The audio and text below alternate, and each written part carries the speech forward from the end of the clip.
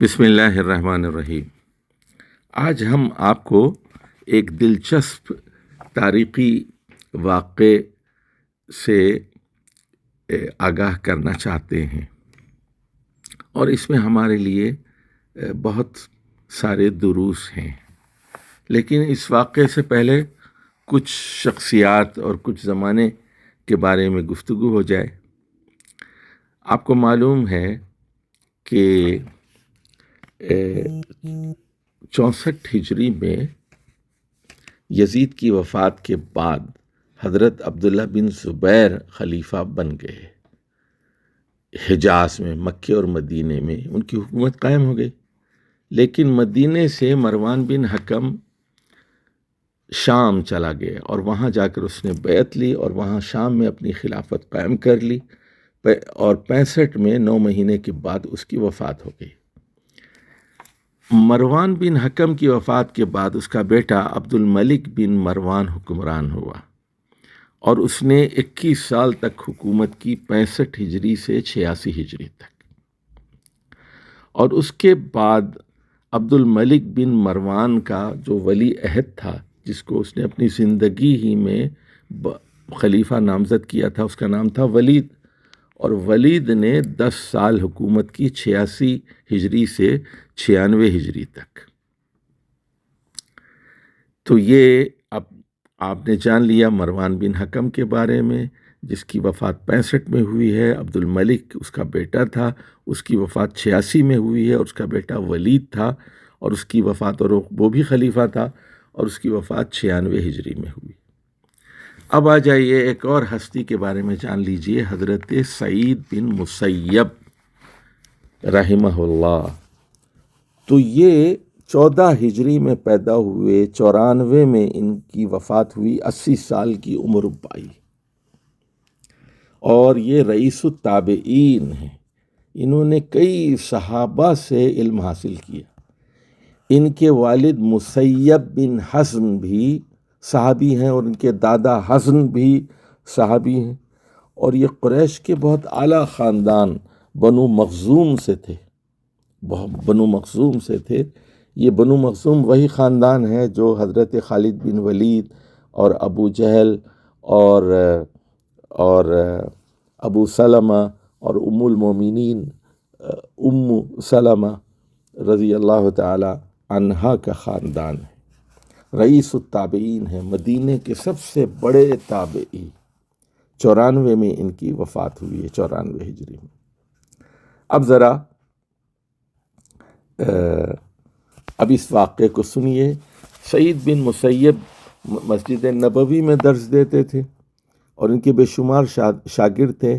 ان میں سے ایک شاگرد ہیں ابو وداع۔ تو ابو وداع کہتے ہیں، کنتو اجالس سعید بن المسیب ففقدنی ایاما۔ وہ کہتے ہیں کہ میں حضرت سعید بن مسیب کی مجالس میں بیٹھا کرتا تھا، تو کچھ دن کے لیے انہوں نے مجھے غائب پایا، اور جب میں حاضر ہوا وہ کہنے لگے این کنت، تو آپ کہاں تھے؟ قلت توفیت اہلی فشغلت بہا، تو میں نے کہا کہ میری بیوی کی موت ہو گئی تھی، اس لیے میں مصروف رہا۔ تو حضرت سعید بن مسیب نے پوچھا، فہلا اخبرتنا، تو تم نے ہمیں بتایا کیوں نہیں، ورنہ ہم جنازے میں شریک ہوتے۔ تو ثم اردت ان اقوم، اس کے بعد میں نے محفل سے اٹھنا چاہا۔ فقال، تو اس پر سعید بن مسیب نے پوچھا، اچھا یہ بتاؤ کیا تم نے کسی دوسری خاتون سے شادی کر لی؟ تو ابو وداع کہتے ہیں، میں نے کہا، یرحمک اللہ یرحمک اللہ، اللہ پر رحم فرمائے، ومن یزوجنی وما املک الا درہمین او ثلاثہ۔ انہوں نے کہا کہ کون مجھے بیٹی دے گا کہ میرے پاس تو 2 یا 3 درہم ہیں۔ تو حضرت سعید کہنے لگے، ان انا فعلت تفعل، فرمایا کہ اگر میں کر دوں تو کیا تم تیار ہو؟ میں نے کہا ہاں. ثم حمید اللہ. اس کے بعد حضرت سعید بن مسیب نے اللہ تعالیٰ کی حمد بیان کی. وصلی علی النبی صلی اللہ علیہ وسلم. اور رسول اللہ صلی اللہ علیہ وسلم پہ اور تو حضرت سعید بن مسیب نے سب سے پہلے تو اللہ تعالیٰ کی حمد و ثنا کی، پھر رسول اللہ صلی اللہ علیہ وسلم پر درود و سلام بھیجا، اور اس کے بعد 2 درہم یا 3 درہم میں ابو وداع کا، جو ان کے شاگرد تھے، ان کا نکاح اپنی بیٹی سے کر دیا. اب ابو وداع کہتے ہیں دیکھیے میں وہاں سے اٹھا اور میں نہیں جانتا تھا کہ میں کیا کروں، خوشی کے مارے میرا یہ حال تھا. تو پھر میں اپنے گھر پہنچا تو اور کہ میں سوچنے لگا کہ میں کیا کروں. اس کے بعد میں نے مغرب کی نماز پڑھی، اور اس دن میں روزے سے تھا، نفل روزے سے تھے. تو اور اس کے بعد میں نے اپنے سامنے رات کا کھانا رکھا کہ اب روز کچھ کھا لوں، اور اس میں روٹی بھی تھی اور زیتون اور کچھ تیل تھا. تو تھوڑی دیر کے بعد میں نے محسوس کیا کہ کوئی دروازے پر کھٹکھٹا رہا ہے. تو اذن بالباب یقرع فقلت من ھذا. اب میں سوچنے لگا کون ہے، تو وہاں سے جواب آیا سعید. تو میں سوچنے لگا ہر آدمی کے بارے میں جس کا نام سعید تھا، لیکن میں سوچ بھی نہیں سکتا تھا کہ سعید بن مسیب جیسے اعلیٰ خاندان کا آدمی اور اتنا بڑا عالم میرے دروازے پر حاضر ہو. تو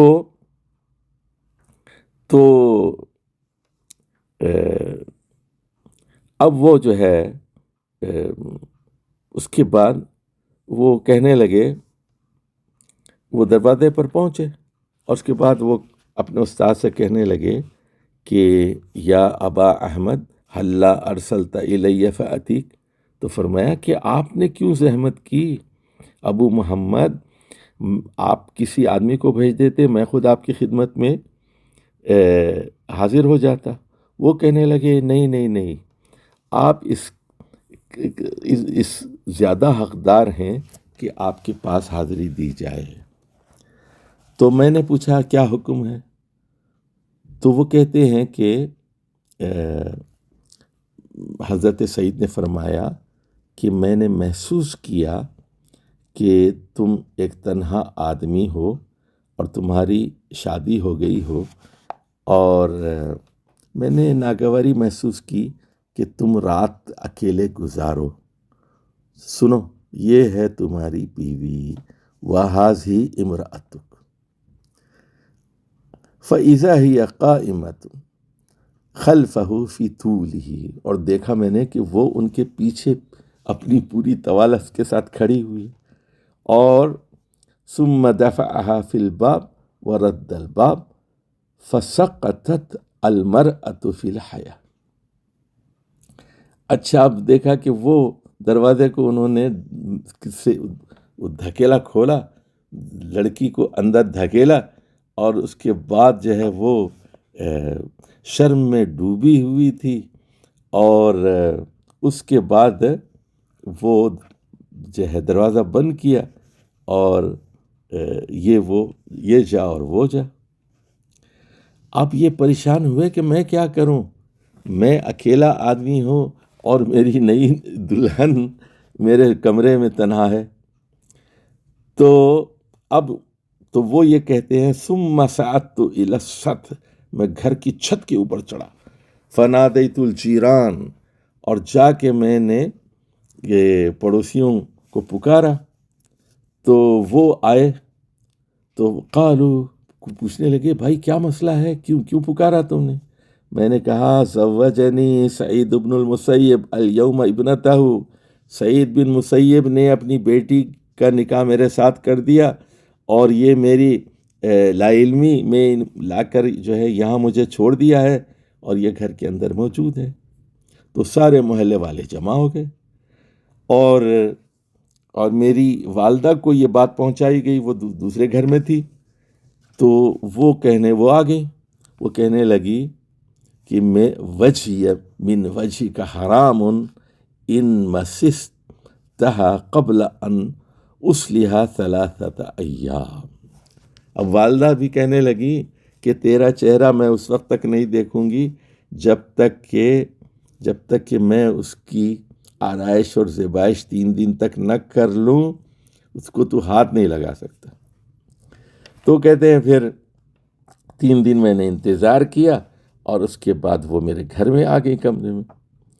اچھا، اس کے بعد وہ کہتے ہیں کہ میں نے دیکھا کہ ہی من اجمل الناس، کہ وہ سب سے زیادہ لوگوں میں خوبصورت خاتون ہے، و احفظہم لکتاب اللہ تعالی، اور قرآن مجید کے احکام کی اور اس کے معنی اور مفہوم کی اور الفاظ کی بہترین حفاظت کرنے والی ہے، وعالمہم بسنت رسول اللہ صلی اللہ علیہ وسلم، اور وہ رسول اللہ صلی اللہ علیہ وسلم کی سنت کی بہترین عالمہ ہے، وعارفہم بحق الزوج، اور وہ اپنے شوہر کے حقوق کو سب سے زیادہ جاننے والی ہے۔ فمکثت شہرا لا یاتینی ولا آتیہ ثم اتیتہ بعد شہر وہو من حلقتی، تو میں 1 مہینے تک نہ حضرت سعید کے پاس گیا، نہ ان سے ملاقات کی، پھر 1 مہینے کے بعد میں ان کے حلقے درس میں دوبارہ شامل ہو گیا، پھر میں فسلمت علیہ، اور جا کر میں نے ان کو سلام کیا، فرد علیہ،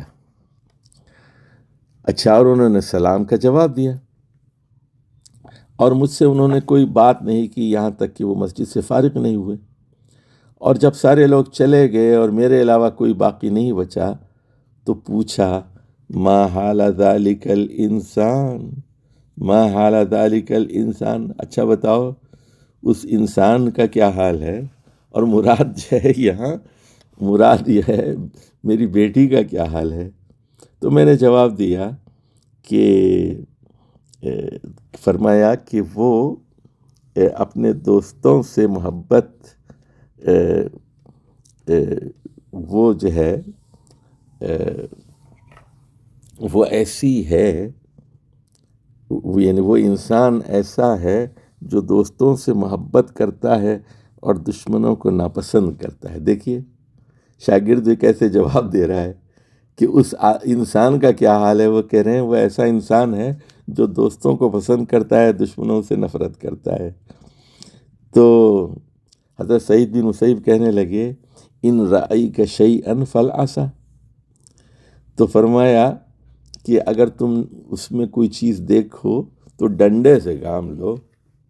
اب دیکھیے، تو فانصرفت الی منزلی، پھر میں اپنے گھر پہنچا، تو مطلب یہ ہے کہ اب وہ یہ کہہ رہے ہیں کہ ڈنڈے سے بھی کام لو کا مطلب یہ ہے کہ تم اس کو سزا بھی دے سکتے ہو بلکہ، اور اس کے بعد پھر وہ اپنے گھر پہنچے۔ اچھا، اب دیکھیے یہ کون خاتون تھیں؟ وَكَانَتْ بِنْتُ سعید المذکورہ قطبها عبد الملک بن مروان ابنہ الولید۔ اچھا، یہ وہی بیٹی تھی حضرت سعید بن مسیب کی جس کے لیے خلیفہ عبد الملک بن مروان نے رشتہ بھیجا تھا اپنے بیٹے ولید کے لیے، جو ولی عہد تھا، جو آگے چل کر خلیفہ بننے والا تھا۔ فَأَبَى سَعِيدٌ أَن يُزَوِّجَهُ، لیکن حضرت سعید بن مسیب نے انکار کر دیا کہ اپنی بیٹی بعد خلیفہ کے بیٹے کو دیں جو آگے چل کے خلیفہ بننے والا تھا۔ تو آپ اس واقعے پر غور فرمائیے کہ اہل علم کے ہاں اہل علم کی کتنی قدر و قیمت ہوتی ہے، اور اپنی بیٹی کے لیے وہ کیسے رشتے تلاش کرتے ہیں اور کن رشتوں کو وہ ترجیح دیتے ہیں، اور مہر ان کے نزدیک کوئی حیثیت کی چیز نہیں تھی۔ تو اور نکاح کتنی سادگی سے کیا گیا دیکھیے، اور انہوں نے اللہ کی حمد و ثنا کی اور درود پڑھا اور کہا کہ میں نے 2 یا 3 درہم کے عوض اپنی بیٹی کا نکاح جو ہے تمہارے ساتھ کر دیا، اور خود لڑکی کو لے جا کر اس کے گھر پہنچا دیا۔ تو یہ چیزیں ایسی ہیں جو عمل کی دنیا سے تعلق رکھتی ہیں۔ تو سعید بن مسیب مدینے کے سب سے بڑے تابعین میں سے ہیں، رئیس التابعین ہیں، کئی 100 صحابہ سے انہوں نے ملاقات کی ہے، اور یہ 14 ہجری میں پیدا ہوئے ہیں نا۔ انہوں نے حضرت عمر کا بچپن میں حضرت عثمان کا زمانہ دیکھا ہے، حضرت علی کا زمانہ دیکھا ہے، حضرت معاویہ کا زمانہ دیکھا ہے، اور اس کے بعد عبداللہ بن زبیر کا زمانہ دیکھا ہے، اور اس کے بعد عبد الملک اور ولید کا زمانہ دیکھا ہے، اور ولید ہی کے زمانے میں ان کی وفات ہوئی ہے 94 ہجری میں۔ تو ان کی ترجیحات کیا تھیں اور نکاح کتنا سادہ تھا، ذرا غور فرمائیے۔ اور وہ خاتون کیسی تھی؟ بہت ہی خوبصورت، بہت ہی عالمہ، اعلیٰ نسب والی، اعلیٰ خاندان والی۔ اور ابو وداع کی کوالیفیکیشن کیا ہے؟ صرف اور صرف علم اور تقوی، اور حضرت سعید بن مسیب کی نگاہ تقوی۔ والسلام علیکم ورحمۃ اللہ وبرکاتہ۔